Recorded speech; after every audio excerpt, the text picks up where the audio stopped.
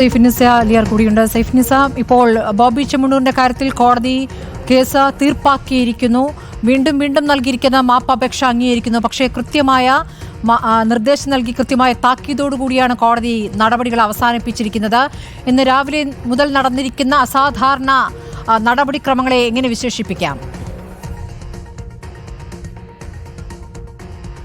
സ്മൃതി, ഇന്ന് രാവിലെ ജയിലിൽ നിന്ന് പുറത്തിറങ്ങിയ ശേഷം മാധ്യമങ്ങളോട് ബോബി ചെമ്മണ്ണൂർ നടത്തിയ പരാമർശമാണ് ബോബി ചെമ്മണ്ണൂരിന് തന്നെ വിനയായിരിക്കുന്നത്.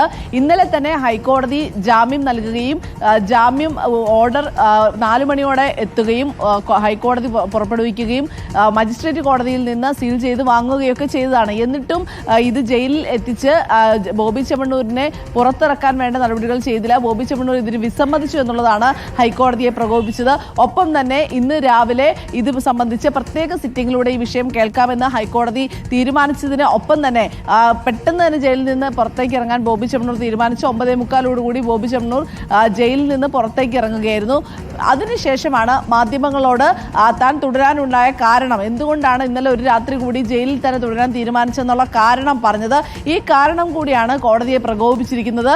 ഈ ജയിലിനകത്ത് റിമാൻഡ് തടവുകാരുടെ വക്കാലത്ത് ഏറ്റെടുക്കാനല്ല ബോബി ചെമ്മണ്ണൂരിനെ ജയിലിലേക്ക് അയച്ചതെന്നും കോടതിയോട് നാടകം കളിക്കരുതെന്നും കോടതിക്ക് കളിക്കാൻ നിൽക്കരുതെന്നും എല്ലാം തന്നെ രൂക്ഷമായ രീതിയിലാണ് കോടതി പ്രതികരിക്കുകയും ചെയ്തത്.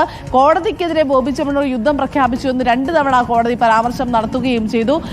ബോബി ചെമ്മണ്ണൂരിന് തന്നെ ഇനി ഭാവിയിൽ ഉള്ള സ്വന്തം ഭാഗത്ത് നിന്ന് നടത്തുന്ന പരാമർശങ്ങളിലടക്കം വളരെ ചിന്തയോടെയും സൂക്ഷ്മതയോടും കൂടി പ്രതികരണം നടത്തേണ്ടതിന് മുമ്പിലുള്ള ഒരു നിർദ്ദേശം കൂടിയാണ് ഹൈക്കോടതിയുടെ ഭാഗത്ത് ഉണ്ടായിരിക്കുന്നത്. അതായത് ഹൈക്കോടതിക്ക് എപ്പോൾ വേണമെങ്കിലും ഈ ജാമ്യം പിൻവലിക്കാവുന്ന അല്ലെങ്കിൽ ജാമ്യം റദ്ദാക്കാനുള്ള ഒരു സാധ്യത മുന്നിൽ കണ്ടുകൊണ്ട് തന്നെ വേണം ഇനി ബോബി ചെമ്മണ്ണൂർ ഓരോ ചുവടും വെക്കുവാനുമായി.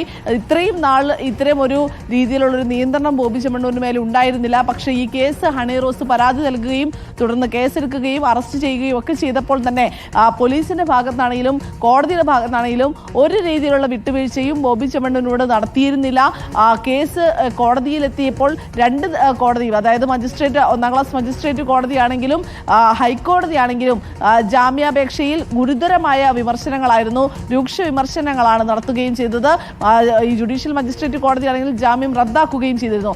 അതിനുശേഷം ബോബി ചെമ്മണ്ണൂർ തന്നെ ഹൈക്കോടതിയെ സമീപിച്ച് ജാമ്യം തേടുകയും ജാമ്യം അനുവദിക്കുകയും ചെയ്ത ശേഷം ജയിലിൽ തുടരാൻ തന്നെ തീരുമാനിക്കുകയാണ് എന്ന ബോബി ചെമ്മണ്ണൂരിന്റെ തീരുമാനത്തെയാണ് ഹൈക്കോടതി ഇന്ന് ചോദ്യം ചെയ്യുകയും ഹൈക്കോടതി രൂക്ഷ വിമർശനം നടത്തുകയും തുടരെയുള്ള ക്ഷമാപണത്തോടു കൂടി ബോബി ചെമ്മണ്ണൂരിന് ഇപ്പോൾ ജാമ്യത്തിൽ തുടരാനുള്ള സാധ്യത തെളിയുകയും ചെയ്തത്. ഇനി അങ്ങോട്ടും ബോബി ചെമ്മണ്ണൂർ ആ സൂക്ഷ്മത തന്നെ പുലർത്തേണ്ടി വരും എന്നുള്ളതാണ് പ്രധാനപ്പെട്ട കാര്യം. സ്മൃതി, ശരി.